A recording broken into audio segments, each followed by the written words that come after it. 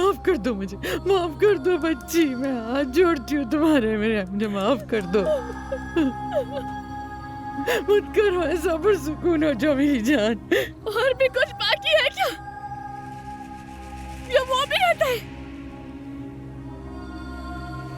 अब और कुछ नहीं है मेरे पास आपको देने के लिए। सब कुछ तो ले लिया मेरा। ठीक है बेटा, ठीक है, तुम ठीक कह रही हो, मैं माफी मांगती हूँ। नीचे रख दो इसे। अब मेरे पास कुछ नहीं है अम्मी, आप मुझे मार दे, मुझे मार दे। ज़बरूत उसे नीचे रख दो खुदा के लिए।